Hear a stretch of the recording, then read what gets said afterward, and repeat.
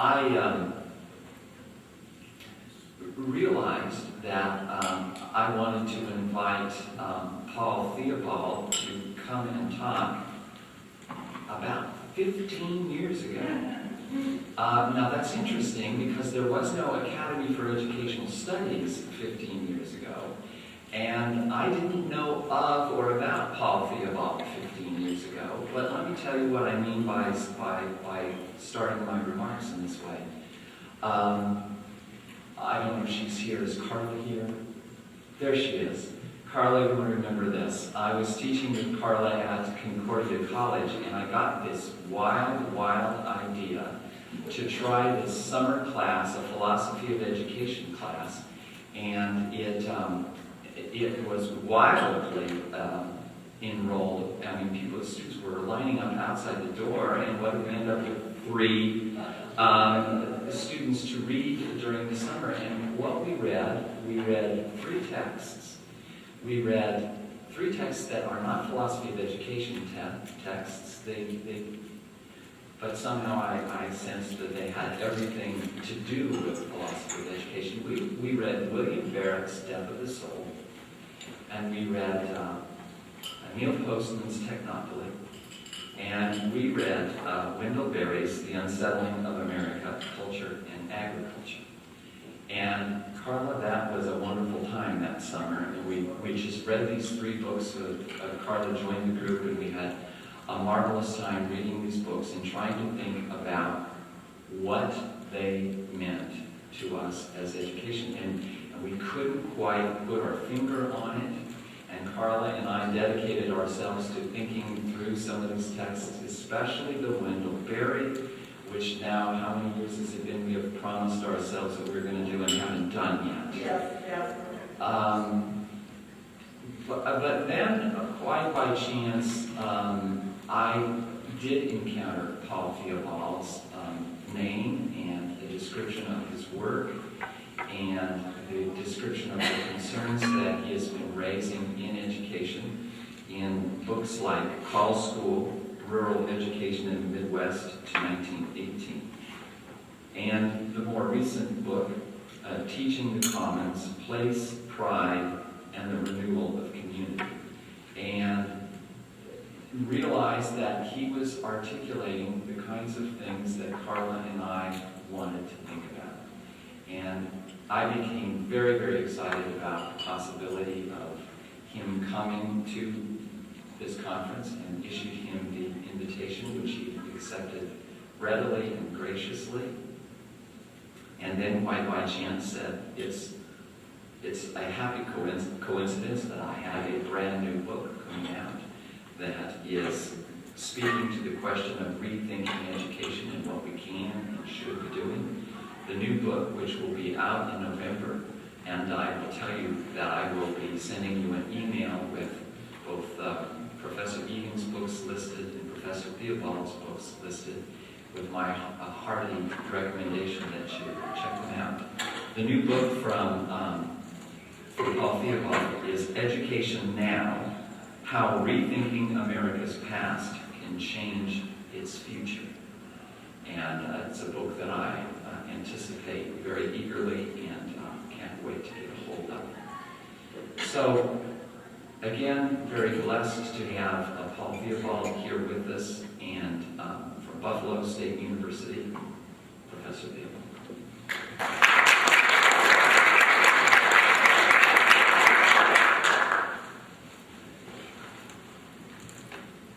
Thanks, Steve.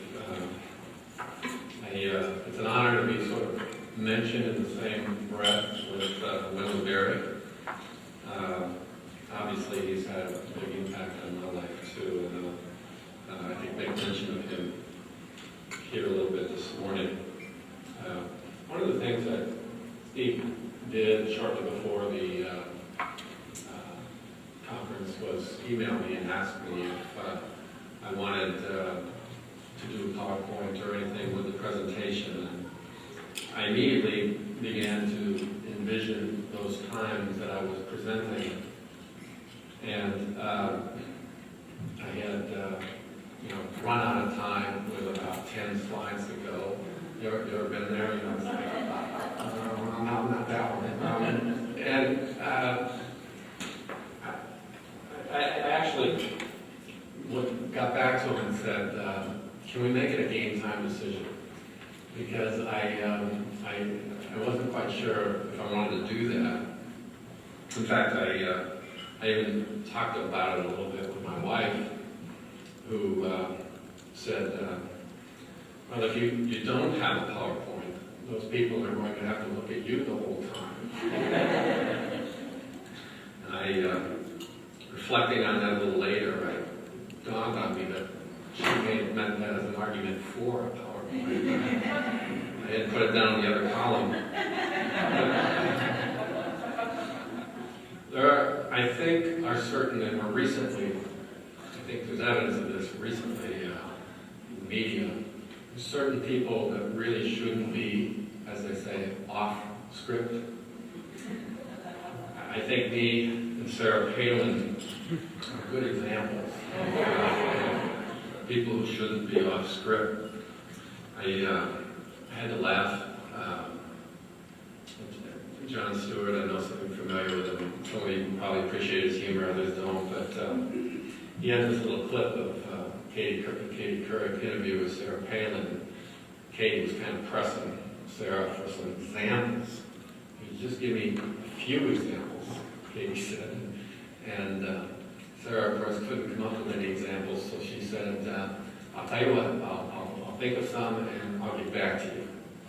And John Stewart said, apparently Katie didn't realize that it was a take-home interview.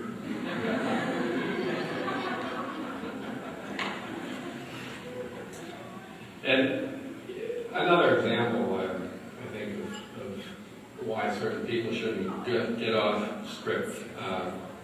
Yesterday, when Kieran kind of threw that little piece out there about which state is named after Julius Caesar. And of course, I didn't know that. I don't know if anybody knew that, if somebody just figured it out or what, but that was fascinating, I thought. And, if I had done that, I would have moved down the coast of Pennsylvania, and then to Maryland, and then to Virginia, and probably with about 3 minutes to go in our time, I'd be asking if there's anybody who knew the state name, that was really two Ojibwe words for cloudy water. And so, I just don't seem to have the discipline to stay on task when I got those slides up there. And although my talk is entitled Creating Community Engagement, a Plan for Accountability in the Post-NCLB Era, it's talking about educational reform as a crucial piece of a much larger task. And I think it is the fundamental, foundational task of the 21st century, facing humankind in the 21st century.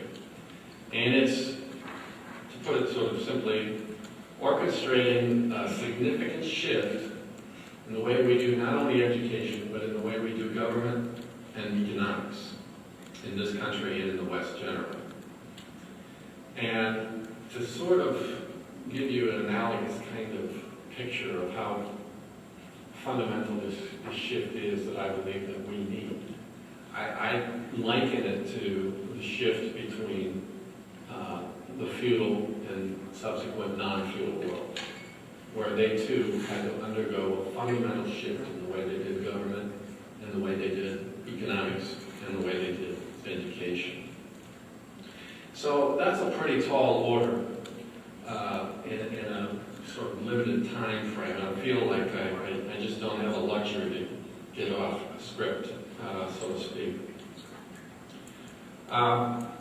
Having said that, I'll say that when I'm done, one of the shortcomings that you might immediately latch onto in terms of the plan for accountability in the post-NCLB era is that I put too much faith in teachers. And, I kind of wondered about that, and I wondered about it, and when I saw in the program, kind of an interesting little session about whether or not teachers are the obstacle, I thought, well, I'm going to go in and listen to that, because I'm a little sensitive to to the amount of faith that I put in teachers. And it turned out that it really wasn't that negative in terms of teachers. Then I went to the science guys this morning, Kurt and Dan, I believe, from Wichita State, and that was a little more negative. And you know, I think it's a legitimate criticism. There is some dynamic at work there. I loved Kurt's title, Containing Science Teachers, and Dan's research about the institutional constraints upon new teachers when they come out and try to do really good things. But that said, I'm still in love with teachers, and I like being around them. I like talking to them. I like to see the kind of lifelong commitment that they've made, even if you know the instructional practices that they use aren't the stuff I'd like to see. I still think it's great that they come and they go to work and they try to connect with kids, and they do it all, like, you know, in their entire working lives, and I think that's a great thing. But anyway, we'll see. That might be the least of your criticisms. There could be many, many more. I also went to the outdoor classroom session yesterday. And by the way, this is my painting. One of the presenters took us outdoors, which I thought was kind of unique since we were in a session about doing classrooms outdoors and doing schooling outdoors. But this, I thought, you know, it dawned on me as I was looking at it up in my room that this is probably the first time since I was in, I'm going to say about 4th grade, that I ever attempted to draw something that I was looking at. And, you know, I think it's a good argument. The next time that somebody says, I'm sorry, we just don't have time for art in the elementary school curriculum, I'm just going to just show them this, and hopefully they'll change their mind. But actually, it was something that Jim said, just as he was kind of rounding us up to get us outside. Outstanding teacher, apparently, Teacher of the Year in the state of Arizona, other awards, and so on. He said that if he was teaching today the way he was teaching when he garnered those awards, he'd probably be fired. And I think the truth of the matter is that if the teachers in Buffalo, New York, where I'm from, attempted to teach in the way that Karen described yesterday, they'd be fired. And by the way, there's a new phenomenon out there in the educational world. I don't know how many of you have run into it yet, because it is new. Has anybody ever heard the expression textbook police? Okay. Well, these companies, the for-profit textbook companies that try to sell their books, especially to major, large districts like Buffalo, where there's 37,000 children, they make the argument, of course, that if you buy this program, what's going to happen? Test scores are going to go up. So they've got actually a lot on the line, because if test scores don't go up after that kind of expenditure, the word gets around, and other big city superintendents here, well, I've been working around, we're not doing that. You know, so there's a lot at stake there for these companies that really want to maximize their profit. So they send representatives of the company out into the schools to make sure that the teachers are what? Using it, not just using it, but using it, what's the word they look? Faithfully, correctly, faithfully using the, I mean, this is down to how, I mean, instructions in terms of how the teacher's manuals ought to be held. And we ran into a kind of significant problem as we try to do our best to prepare teachers. When a member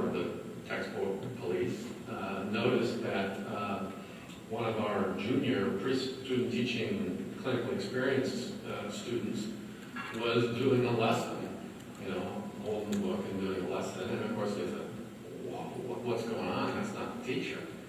And that very day, we got an edict from Buffalo Public Schools that said that none of our pre-service teacher candidates can deliver practice lessons in Buffalo Public Schools.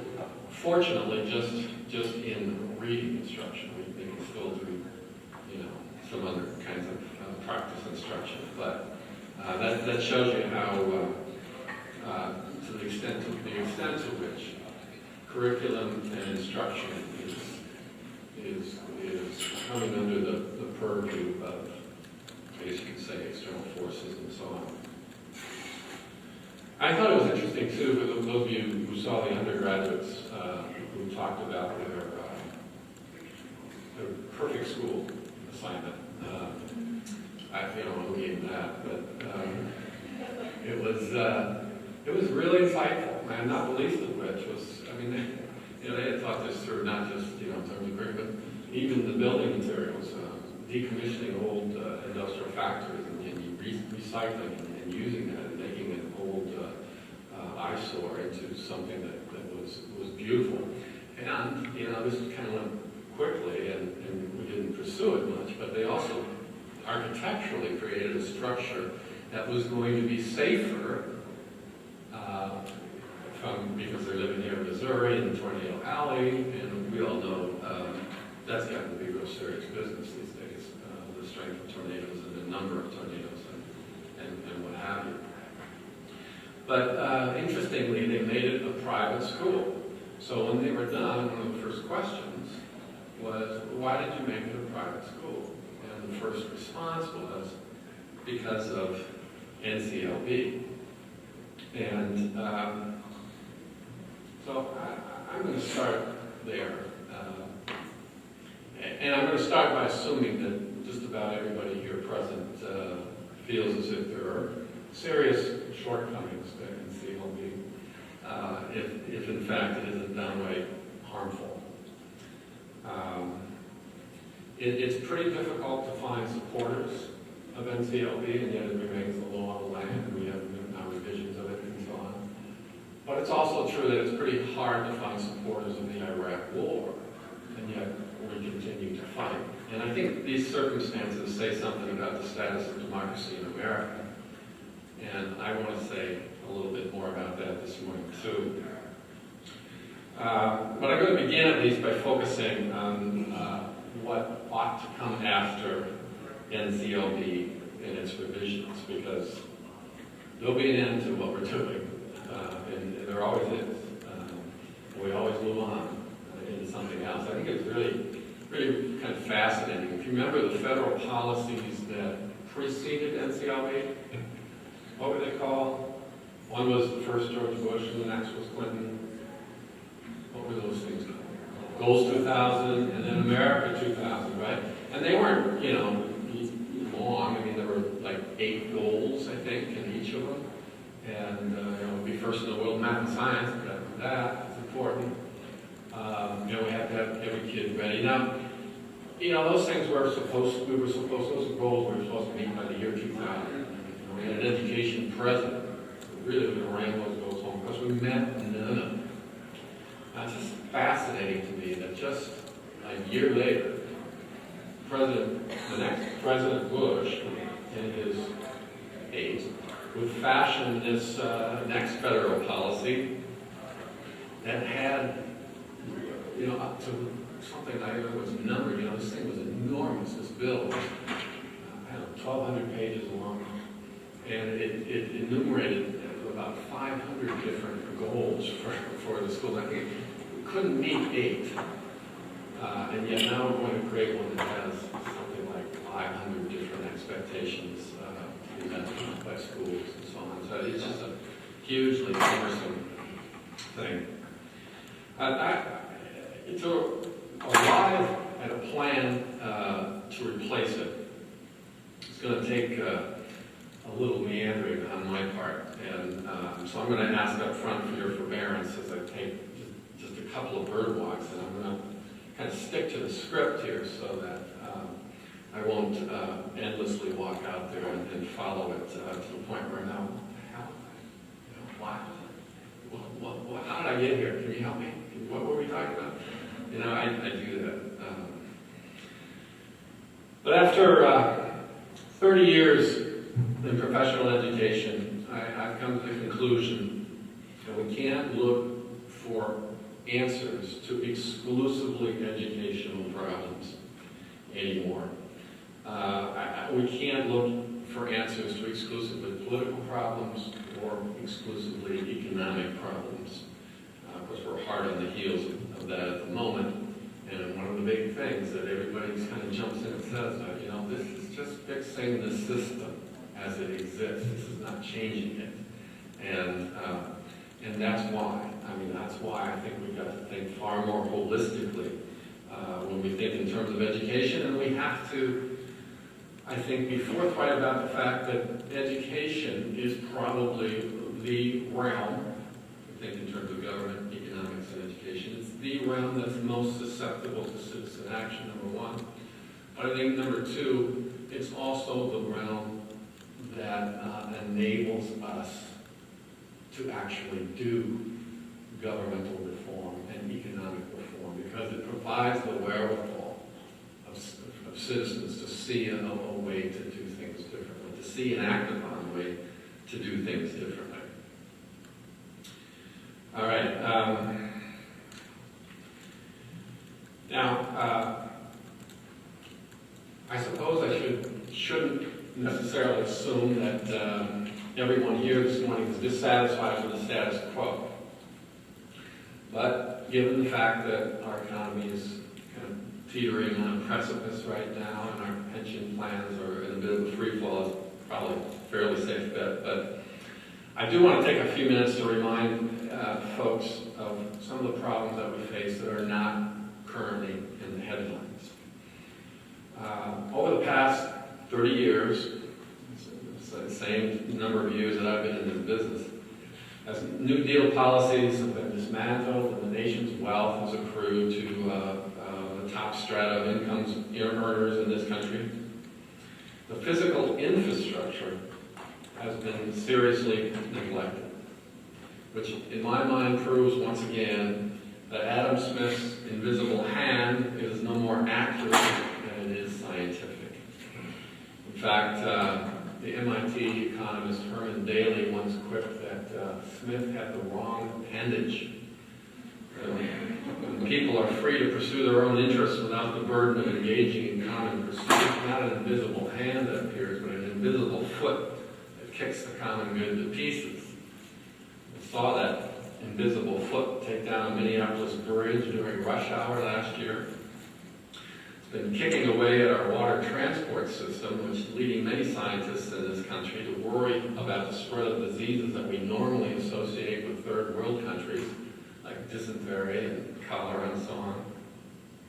The food supply is increasingly tainted, suspect, because we've allowed industrial methods to usurp what we used to call farming.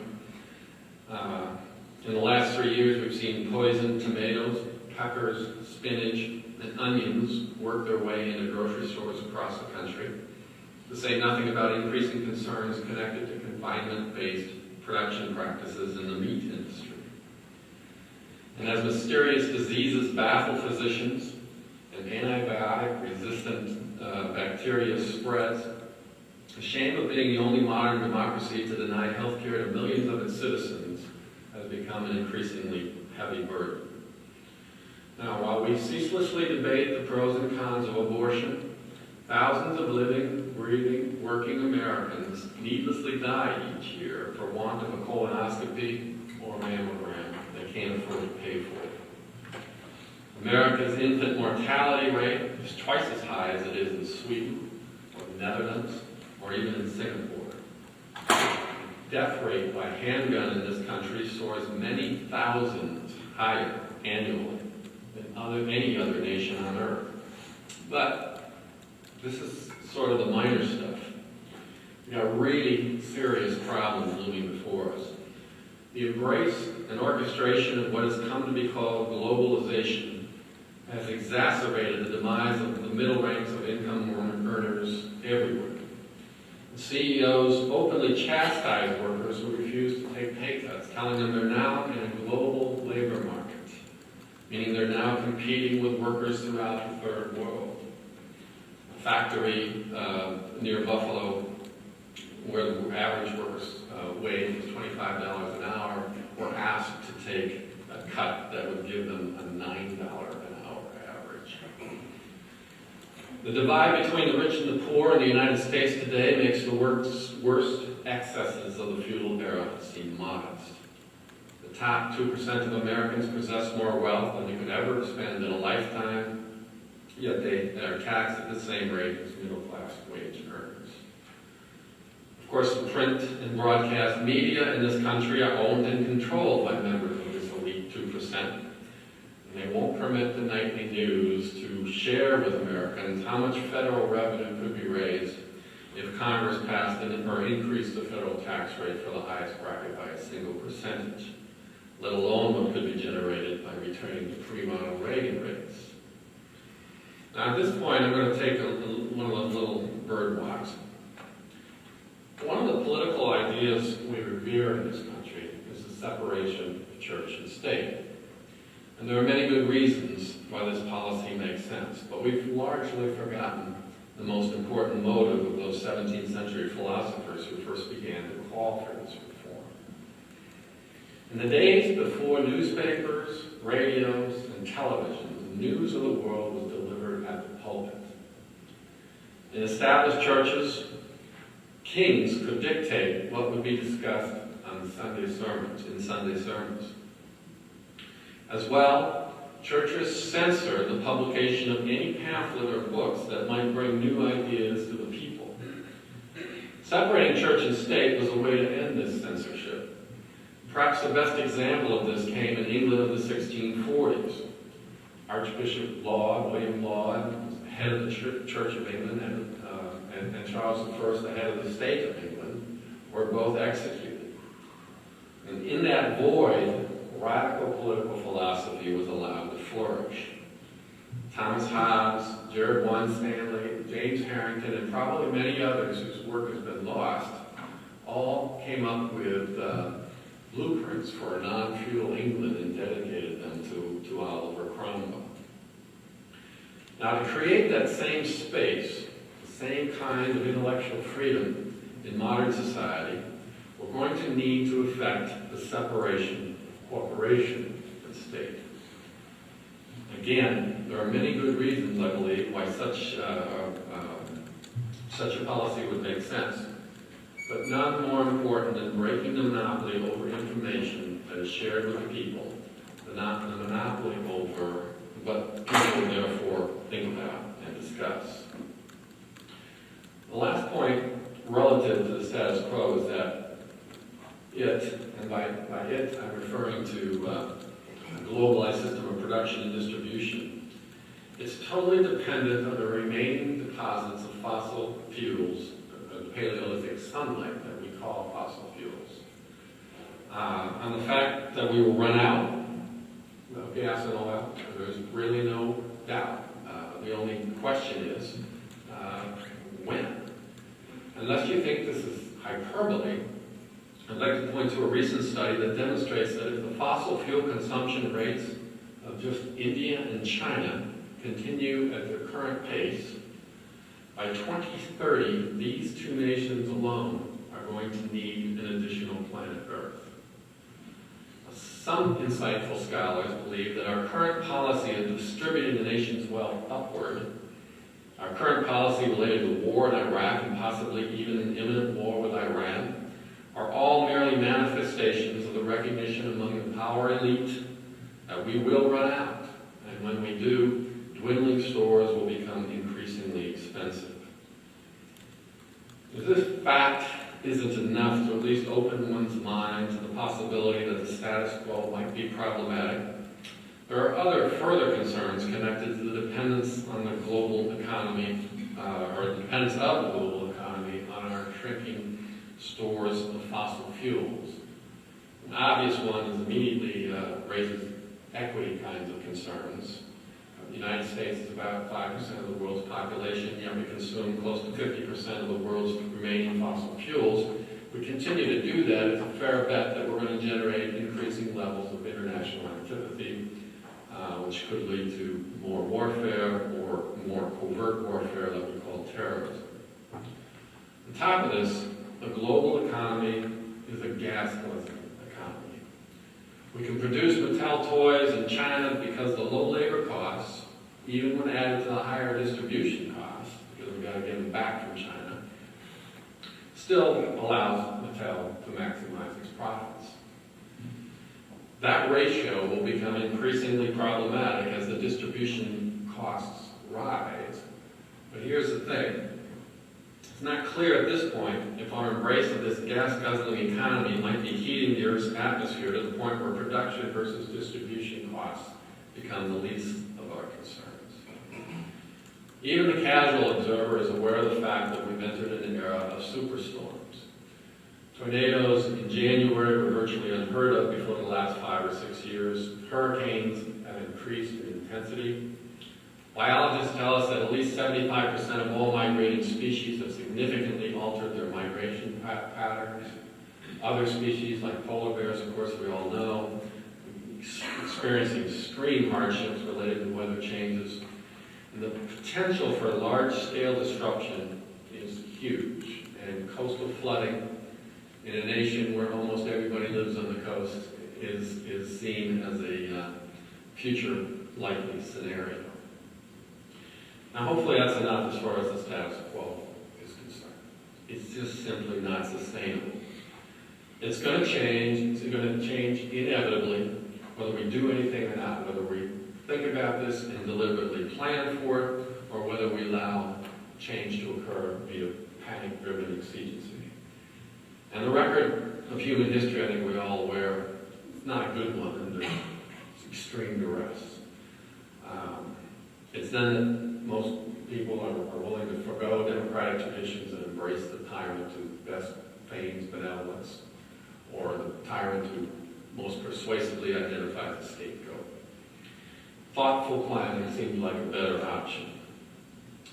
And again, for me, this planning has got to go across the board. Can't work at political reform without simultaneously working at economic and educational reform. For one, I doubt that such a tactic could ultimately be successful, and for another, I believe we simply no longer have time for piecemeal approaches. Let's take a moment to talk about political reform. I mentioned earlier that I believe we have to execute a final and definitive separation of corporation and state. The need for such a move might be obvious to many of you, but let me take a minute to share a few close-to-home kinds of examples that might make the need for that more clear. There's the obvious, of course, there's corporate campaign giving, defended by our Supreme Court as an act of free speech. A dubious ruling, to say the least, but a ruling that puts our elected representatives directly in the service of corporate agendas. I want to make note of a few ways that plays out in practice. Some of you are aware that Congress passed legislation permitting the use of gas in meat packages, such that red meat will stay red longer, not turn brown so quickly. Now here's an instance where Congress passed a law directly benefiting corporate agribusinesses by condoning the intentional deception of American citizens. On one episode of the Oprah Winfrey Show, you may be familiar with this story. Oprah had a former Montana cattleman as a guest who relayed all the dirty little secrets related to beef production in this country, including the fact that only 1% of all cattle butchered here is tested for mad cow disease, which prompted Oprah to claim that she was never going to eat a hamburger. Now, the beef industry immediately took Oprah and her guest to court and lost in this instance. But undaunted, agribusinesses thereafter successfully lobbied 21 states, and I'm guessing as I flew over Missouri and saw all the cattle down there, and Missouri is probably one of them, 21 states to pass what have come to be called food disparagement laws. How many knew there was such a thing as food disparity laws? I may be on the cusp of breaking it here today, but let's just keep it in the room. You know, what stays in Branson, or what you know, what the expression.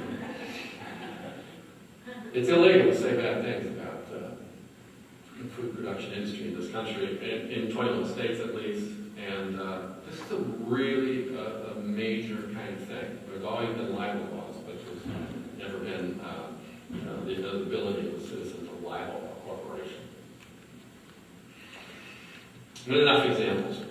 Getting back to political reform, I believe there are ideas out there of considerable substance that are worthy of consideration and debate. For instance, there's a growing number of Americans calling for a constitutional convention to redo America's political system, maybe perhaps to embrace a proportional system as an example. There's even considerable sentiment contending that the system is beyond fixing, and that secession, leaving the United States, is the only viable option.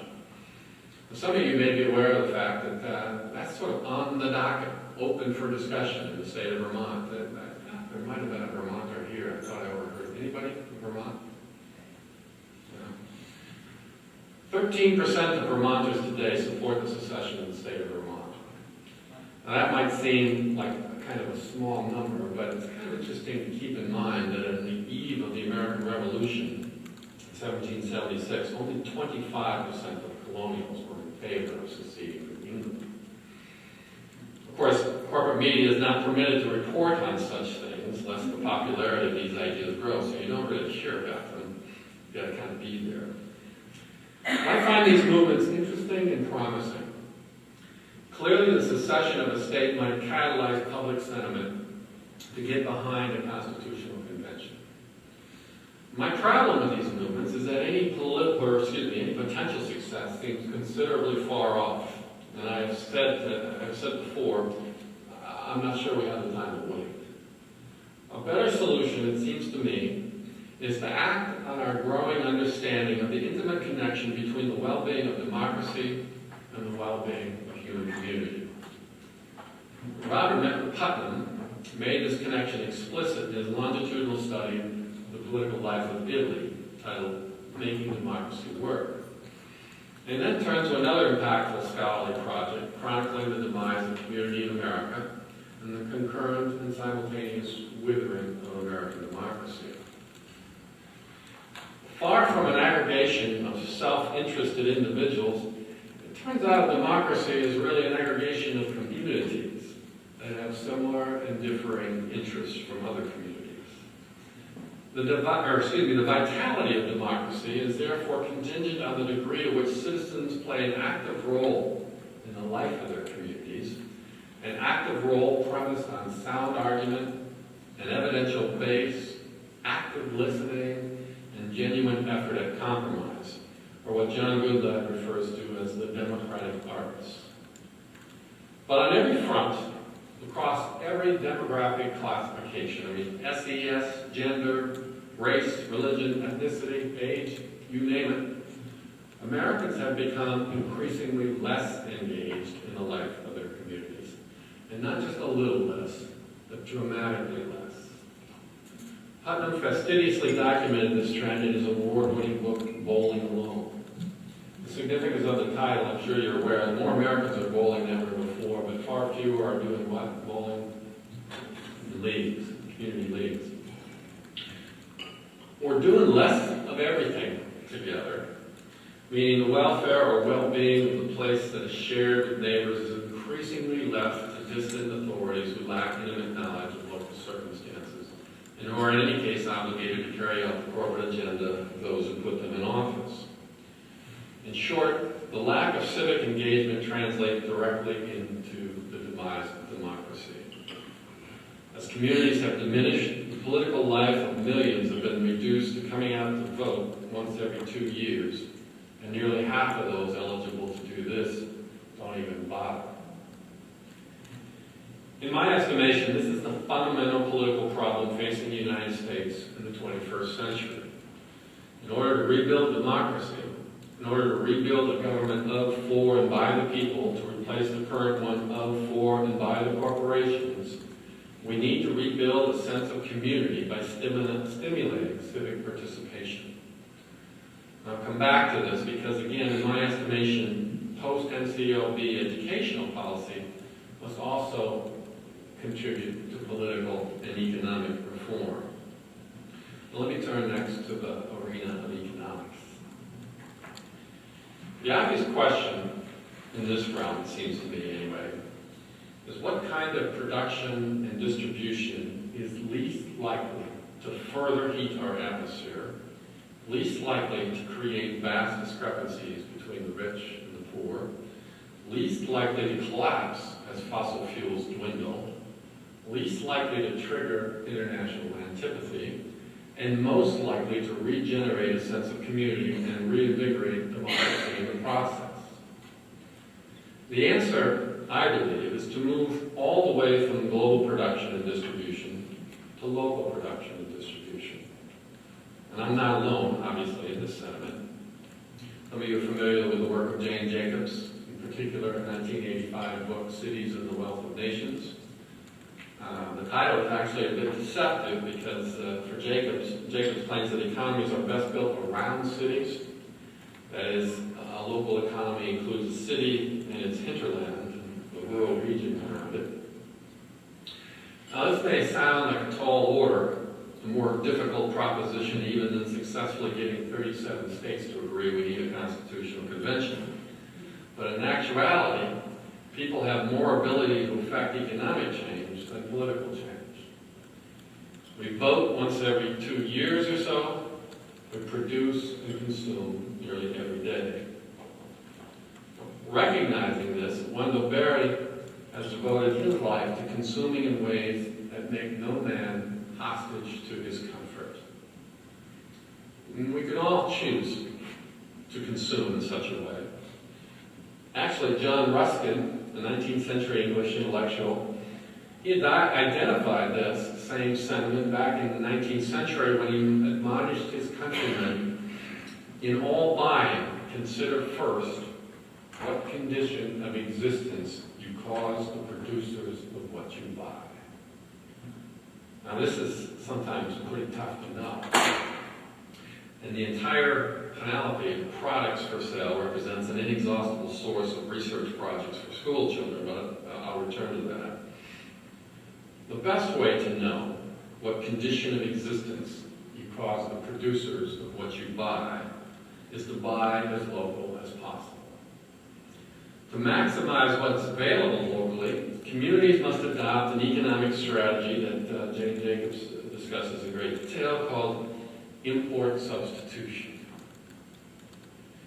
Communities need to take stock of what is imported that could just as easily be produced locally, and then come together to find ways to make that local production happen. This is the wellspring of economic vitality, and when corporate giants attempt to undersell local operations, community allegiance can forestall such attempts. As well, communities can create policies likely to be challenged in the courts, but nevertheless they can create policies that can make it difficult for corporate giants to compete against local production. Now, having identified what I take to be the fundamental political reform required for life in the 21st century, the reinvigoration of citizen engagement, the effective separation of corporation and state, and the fundamental economic reform required for life in the 21st century, ethical consumption and the promotion of local production and distribution via import substitution. I want to turn next to the educational arena and the kind of post-NCLB reform that will work across all three of the major spheres animating the human condition. But first, another little bird walk. One of the Enlightenment spokespersons trying to help Europe chart out a path to a non-feudal world was a Frenchman by the name of Charles de Secunda Montesquieu.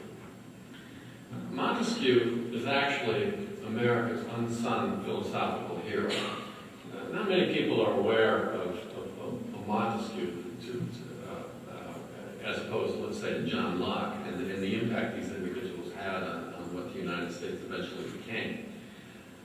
But Montesquieu was the intellectual source for another one of our dear political doctrines in this country: the separation of powers via checks and balances between the Trinity, the executive, the judicial, and the legislative. That's straight from Montesquieu. Now, our constitutional authors, Madison and Hamilton in particular, saw great wisdom in this idea, even though they rejected the rest of what Montesquieu had to say regarding the establishment of republics. For instance, Montesquieu claimed that they needed to be kept small and that they needed to cultivate frugality and virtue among the population.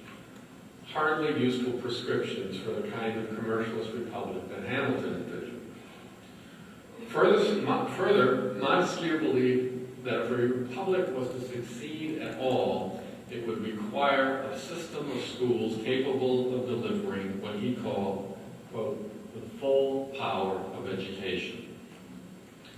Actually, that's an idea that I've heard a lot about since I've been here today.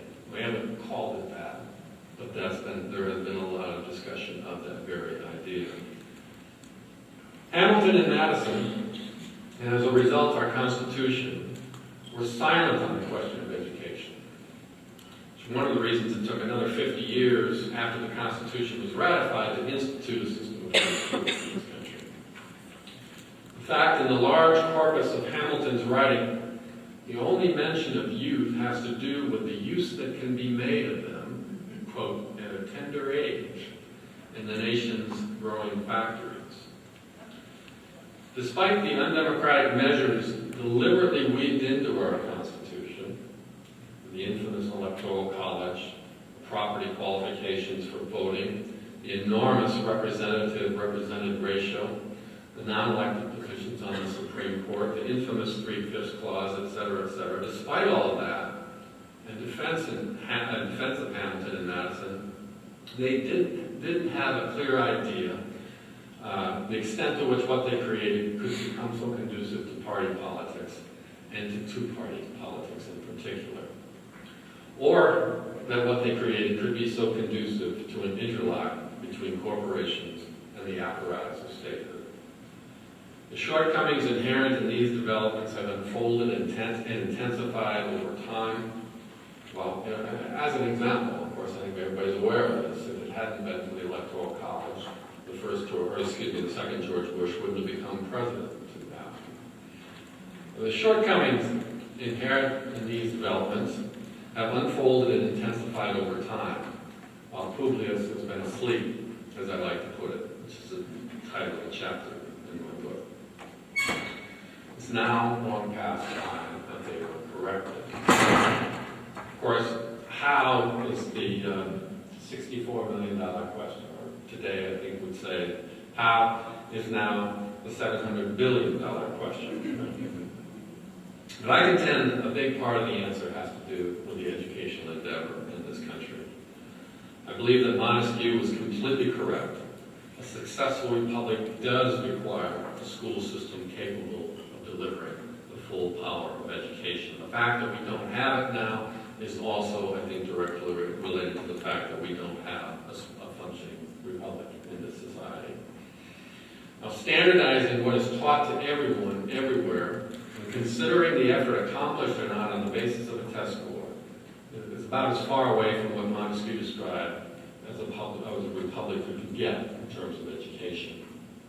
And when you toss in the still prevalent lingering effects of social Darwinism, that an education ought to match an individual's evolutionary endowment of intellect, and that it ought to further match the evident and probable occupational destiny of every child, you have an educational system that bears no resemblance to one designed to deliver the full power of education, one designed to create and to maintain the vitality of a republic. That's what's needed in the post-NCLB era. Public schools focused on delivering the full power of education. Now, what does it look like?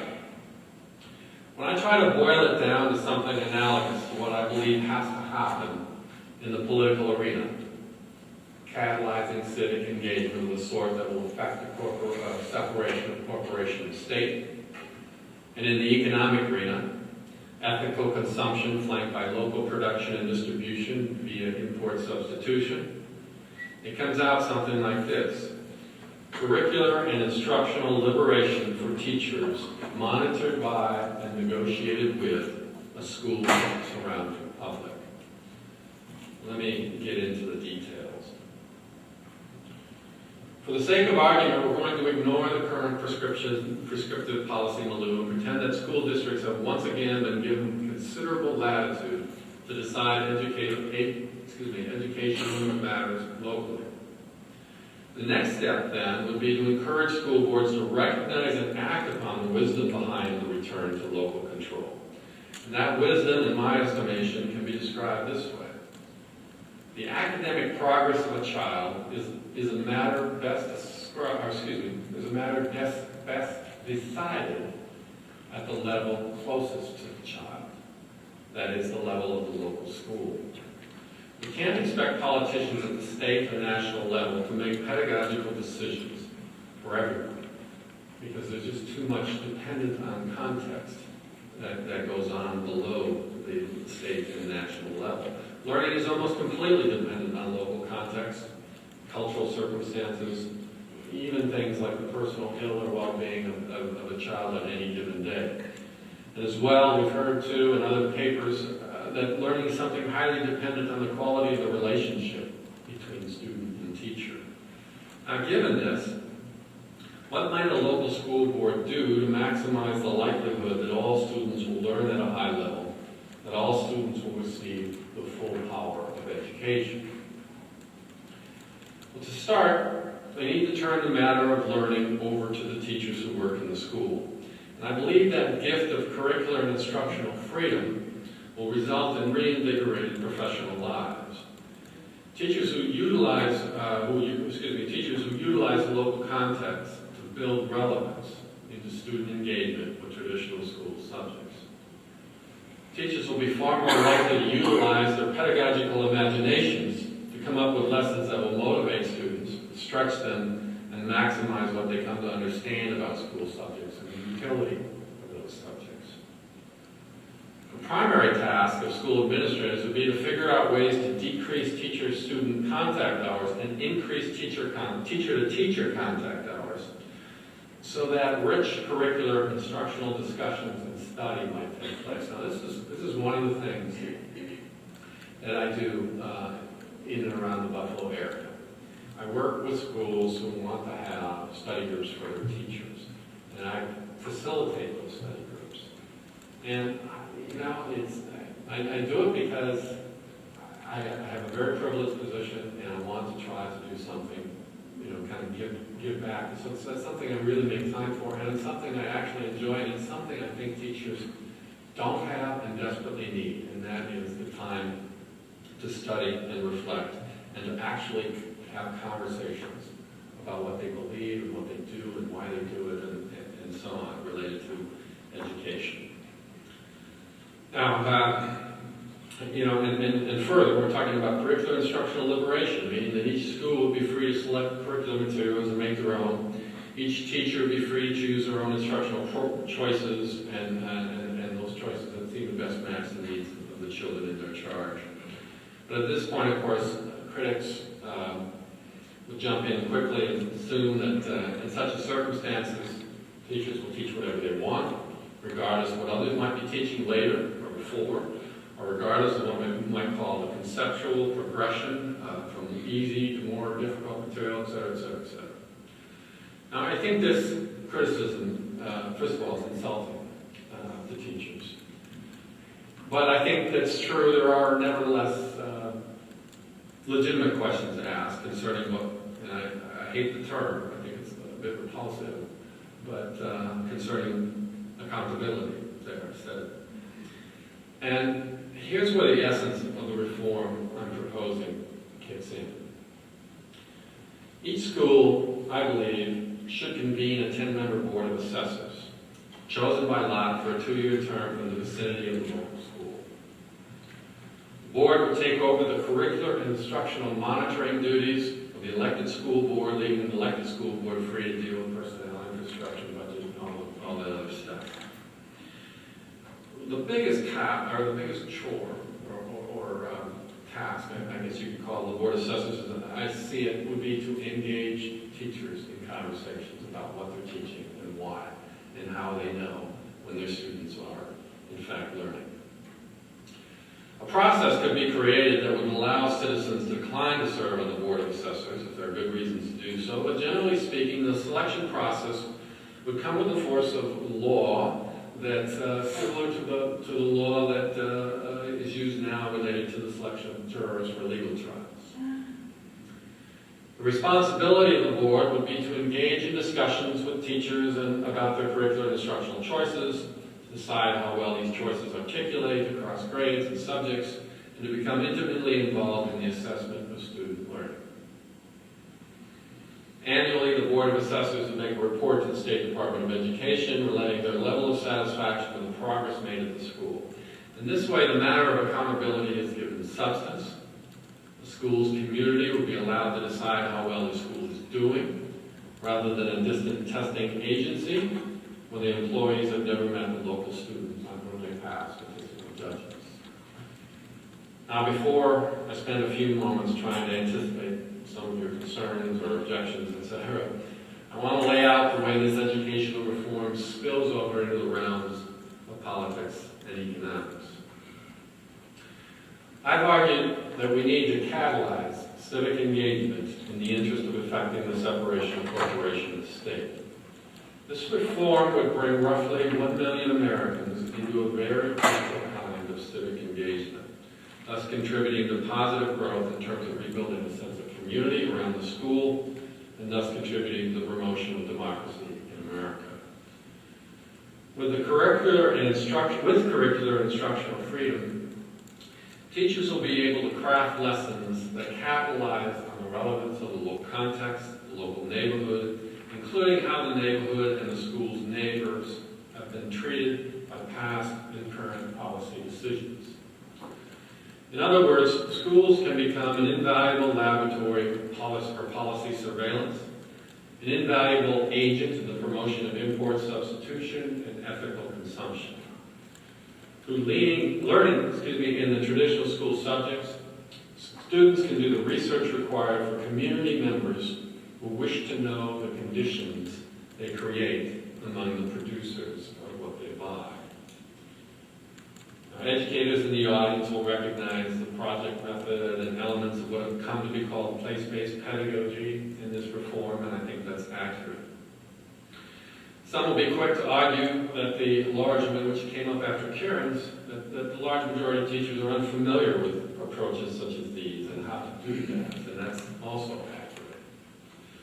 But I believe that the act of curricular and instructional liberation itself will move teachers in this direction on their own devices. And I think that the development could be augmented with help from the nation's schools and colleges of education. Higher education generally could play a major role too, especially in terms of assisting boards of assessors to do their jobs well. This could be an invaluable sort of professorial service that could come from professors across a range of disciplines. And we actually have a little experience with this stemming from Chicago's experiment with local school councils, so you're aware of that.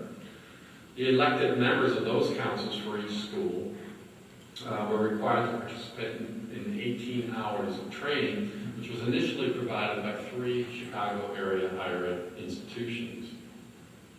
Now I think the Chicago School District does the training itself.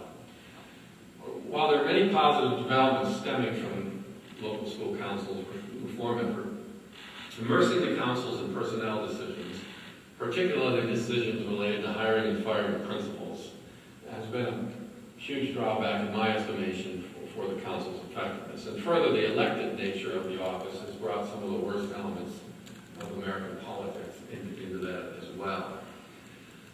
A non-elected board of assessors whose focus is on curriculum and instruction might very well orchestrate public hearings, but the vast majority of the issues and concerns that generate antipathy and disruption at local school board meetings will be left to the elected school board.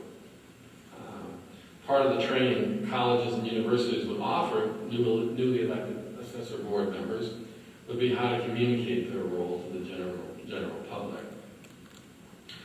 Still, as everyone has heard, democracy is messy. And within this reform measure, there's potential for conflict between the non-elected board of assessors and the elected school board, or between the assessors and the teachers, or between the assessors and administrators. The American system of education has not prepared citizens well for the kind of give and take conversations that the assessors would need to embrace.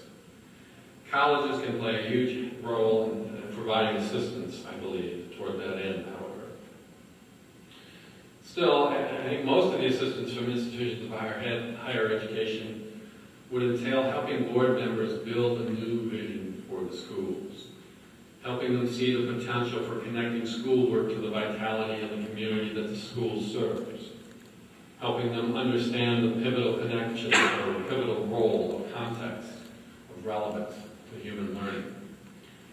I have no intention of prescribing what a local school might do with its construction or curricular and instructional freedom, but I hope it would involve, given what I heard yesterday, an extended period of study over one thing, like dust or apples.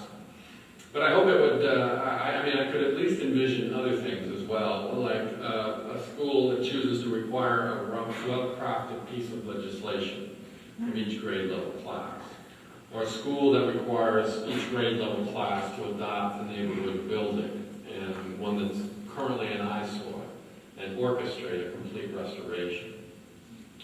Schools might identify a range of areas within which students must wield traditional school subjects in the interest of community betterment. Aesthetics, healthcare, housing, historical preservation, oral history, community music and theater, local poetry, the identification of economic niches working catalytically toward import substitution, state and federal policy analysis, research related to the productions of goods and services consumed locally, opinion surveys, cash flow surveys, environmental monitoring and testing, and the list could go on and on. A school's board of assessors would need to elicit from teachers how students will benefit academically from such things, and how what is learned will serve as a foundation for future learning. Additionally, they would need to serve as witnesses to student academic growth. Now, teachers who have both the time and the incentive to be creative, to work together, can find an infinite number of ways to embed curriculum into local circumstances, local conditions, such that the traditional school subjects are taught within a context, the relevance of which would be abundantly evident, dramatically increasing the likelihood that school subjects will be learned well. The great shortcoming of what is now all the rage, standards-based education, is that it decontextualizes curriculum so that its use is unknown, or at best, it's assumed to exist somewhere far off in every child's future.